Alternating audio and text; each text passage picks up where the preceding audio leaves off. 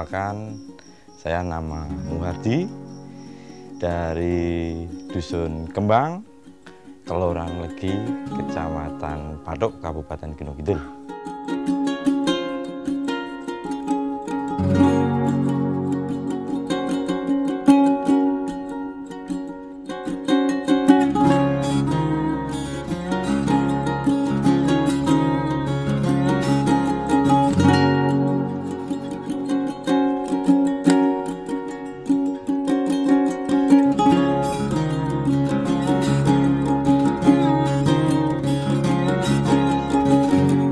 Di sini saya menggeluti dalam bidang ternak jangkrik.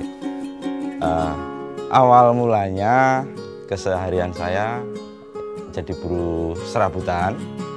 Jadinya kan hasilnya tidak tentu. Jadinya akhirnya awalnya ikut saudara berjualan pakan burung, jangkrik. Terus akhirnya tertarik budidaya. Jadinya sampai sekarang ini sudah 4 tahun menggeluti dalam bidang peternak jangkrik.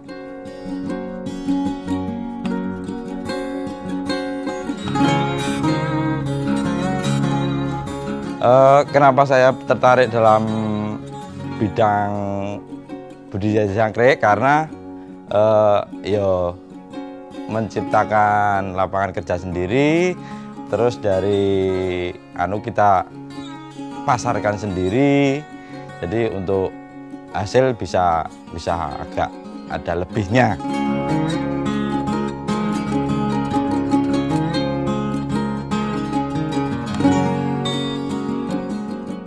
Jangkrik ada 2 macam. Yang pertama itu jangkrik kalung, jangkriknya itu agak besar.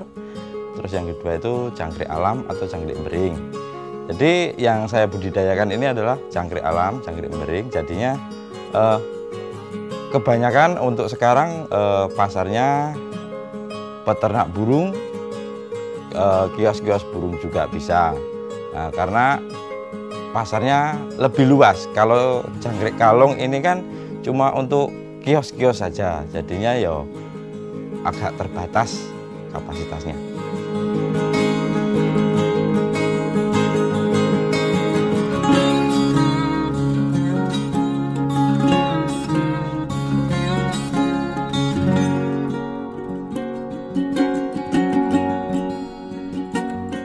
Sebetulnya susah-susah gampang untuk berternak jangkrik. Masalahnya kita menyesuaikan letak geografis kita, dari suhu, dari alam kita. Dari awal-awalnya saya sendiri bukan sekali 2 kali gagal, berulang-ulang. Seumpama dari kandang itu perboknya seharusnya itu bisa panen, itu akhirnya gagal, akhirnya pada mati. Itu berulang-ulang kali saya coba, terus saya minta informasi ke teman, percobaan terus. Intinya percobaan terus, tidak ada patah semangat, tidak ada kata menyerah. Jadinya berusaha terus, menyesuaikan dengan keadaan kita. Kalau jangkrik masalahnya menyesuaikan dengan suhu wilayah kita, suhu daerah kita.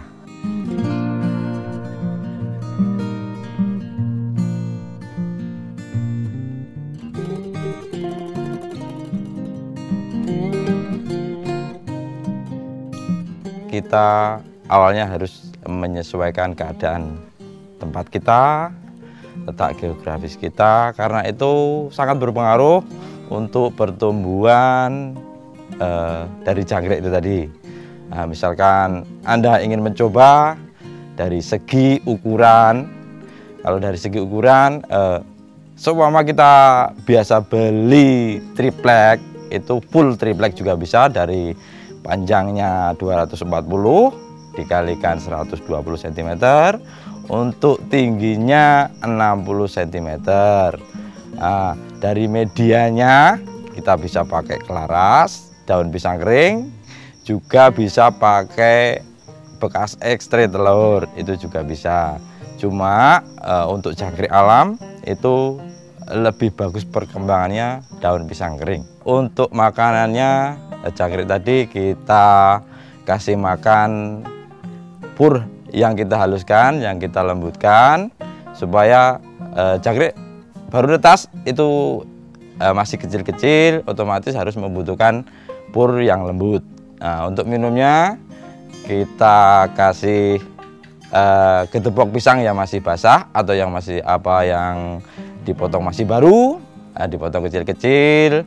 Nanti kita bisa susun agak rapat, jadi menyesuaikan kebutuhan anakan jangkrik tadi. Untuk kebutuhan makan jangkrik kita menyesuaikan besar kecilnya.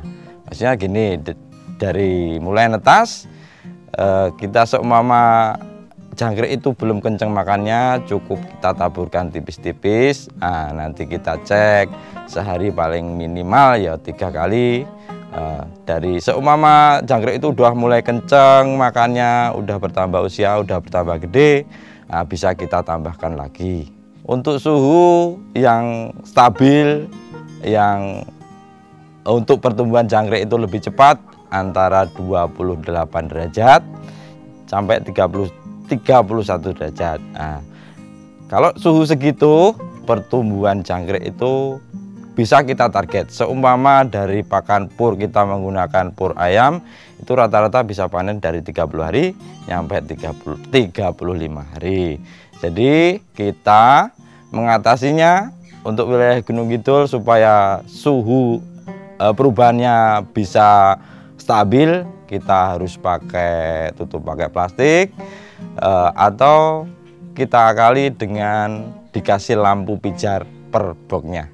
Peternak jangkrik sendiri memang ada kendalanya. Kalau dari segi hama atau dari segi penyakit itu mungkin ada ulat bulu atau lebih sering dikenal namanya ulat kebo. Nah, di situ memang agak bermasalah sekali karena apa? Kalau kita tidak bisa menjaga keseimbangan antara kelembapan dengan panas di dalam box kita, itu perkembangan penyakit tadi, perkembangan ulat bulu tadi memang lebih cepat. Itu memang terbiasa dia penyakit tadi mengganggu pertumbuhan jangkrik. Maksudnya gini, dia juga sama-sama makan pur tadi. Nanti posisi jangkriknya bisa kalah dari makannya. Berhasil dan tidaknya kita beternak jangkrik dari kapasitas kita ya, maksudnya kita harus, kenapa kita harus sebentar-sebentar kontrol, sebentar-sebentar kita harus ngecek. Jangkrik itu berhasilnya kita dari perawatan, dari kecil. Besarnya jangkrik itu pakai proses molting atau ganti kulit. Kenapa kita harus kontrol dari pakannya? Karena jangkrik molting itu dia ganti kulit putih, jadinya keadaan dia lemah. Nah, seumpama kita terlambat ngasih makannya, otomatis jangkrik kanibal.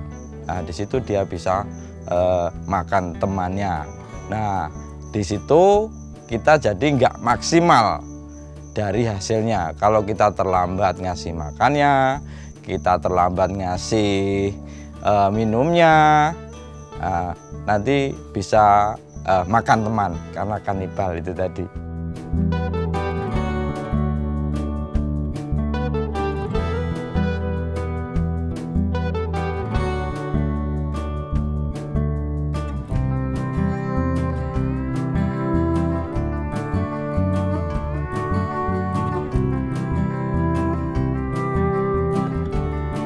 Untuk peternak jangkrik, sekali lagi saya ingatkan, kita harus bisa mengetahui atau bisa menyesuaikan dengan suhu di sekeliling kita.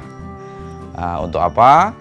Untuk kita supaya bisa maksimal dalam beternak, maksimal hasilnya, pembesarannya juga cepat. Nah, yang kedua, terutama supaya jangkrik biar nggak merayap keluar, kita bisa ngasihkan lakban. Yang ketiga, jangan sampai lupa kita harus kontrol terus semua dari minimal setiap 2 jam. Karena apa? karena jangkrik itu penyesuaiannya atau besarnya itu dari ganti kulit atau molting. Seumpama kita terlambat ngasih pakan, ngasih purnya, terus menjaga kestabilan kelembapan dari suhunya, nah, nanti bisa makan temannya. Misalkan teman-teman berminat ingin budidaya jangkrik, bisa datang ke tempat saya, Dusun Daya, Kembang, Kelurahan Legi, Kecamatan Patok, Kabupaten Gunung Kidul, atau nomor WhatsApp 0878 390 90518. Oke, sekian, terima kasih. Salam budidaya.